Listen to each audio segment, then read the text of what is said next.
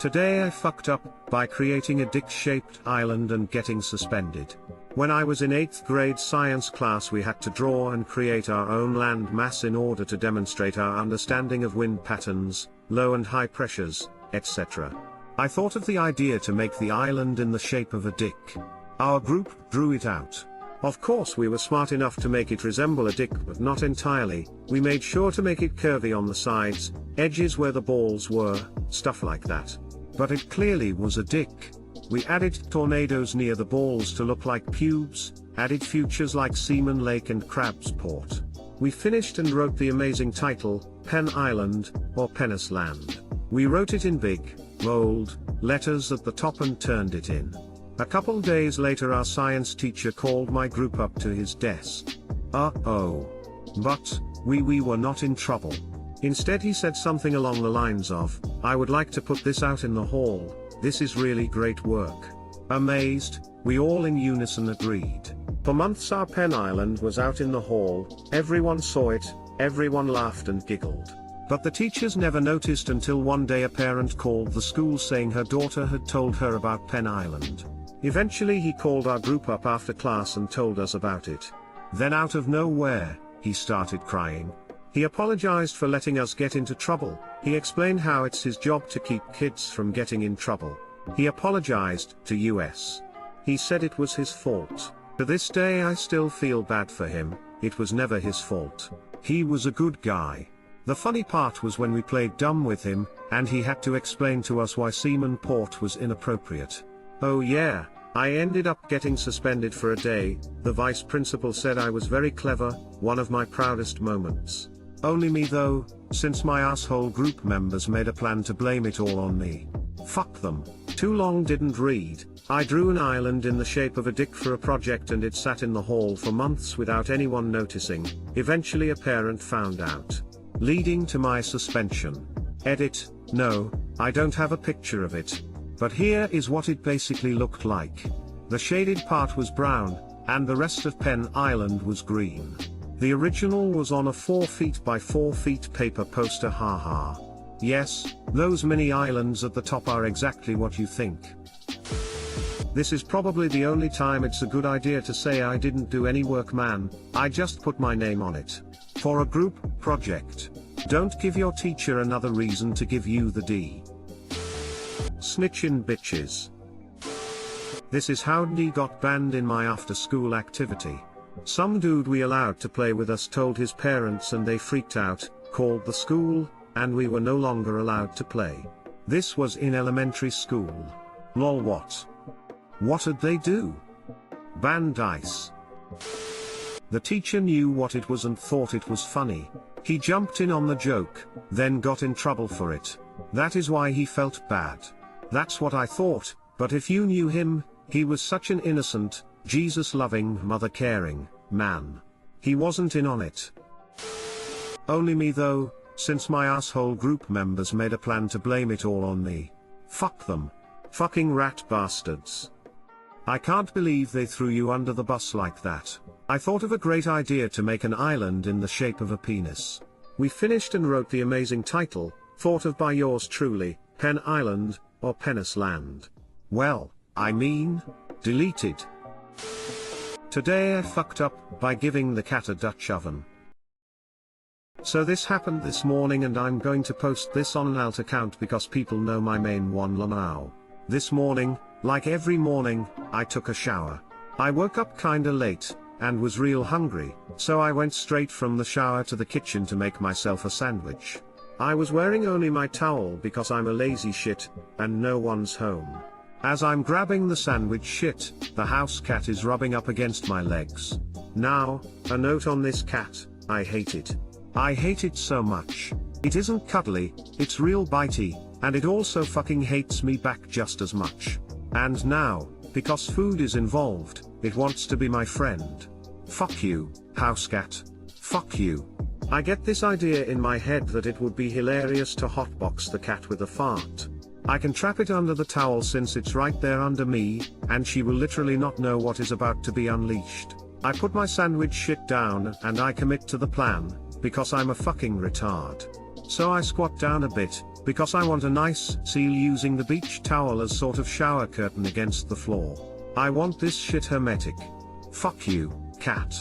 In position, I'm giggling, mostly naked in the kitchen, about to fart on a cat. I release the hounds. Nothing happens. I try harder because at this point I am committed. Something happens. The cat is now covered in a thin film of watery liquid shit. Aghast at this development, cat decides to go batshit and panic. Cat claws the ever-living shit out of my ballsack and streaks off around the house. I had to chase it down and throw a poop towel over it to calm it down, and then quickly take it to the bathroom to both bathe the cat, which it hates, and peroxide my torn up balls, which I hate. The cat was given my sandwich as recompense. A lot of people are real mad and acting like I specifically woke up this morning with the malicious intent to shit on the cat. This was not the case.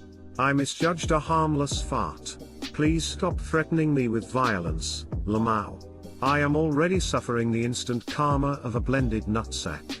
Lizard's reply corner. Alright, I'm getting a lot of wow this didn't happen you liar stuff. So here we go. Stuff goes direct to my mail thingy and I'm getting real tired of answering individual people. Q, why do you own a cat if you hate it? A, I don't. It is my housemate's cat. Q, how did the cat stay under towel so long? Jet fuel can't melt steel beams. A, have you seen a cat begging? Or a cat shoving themselves into a small place? Cats are basically liquid. I can't pretend to know what goes on in the mind of madness. Q, why do everyone but me shart? It's a lie. A, it's not like this is a common thing. When it does happen, I'm gonna post it, because it's hilarious. Other people also find it funny and post it, so it gets upvoted on sites like this, and you are inundated in sharting posts, I guess.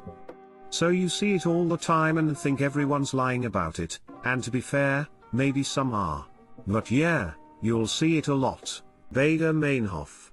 Q, pics of her junk or it didn't happen. A, lol no my day's bad enough without showing 90,000 randos my fun grundle. Hashtagged too long didn't read, tried to fart on cat, shit on cat and got attacked instead. Had to wash cat and peroxide my testicles. The cat never actually received a Dutch oven. I want a refund. A Dutch crockpot must suffice. Edit, move along, nothing to see here. Can't have this be my top comment forever. Hopefully this was a bonding experience for the two of you. I was waiting for the cat to pounce on your scrotum under the towel. I did not see you losing the shart gamble. You dangled your balls above a bitey cat. Good God. I am not a smart man. That went from Dutch oven to Texas Hot Pocket real quick. Today I fucked up by convincing my entire apartment building a velociraptor was on the loose. This FU happened about 6 years ago, but I still think about it to this day. I was a student studying at a big university that had some large, luxury apartment buildings nearby for students to live in after their freshman year. In my building, there were around 400 apartments across 8 floors.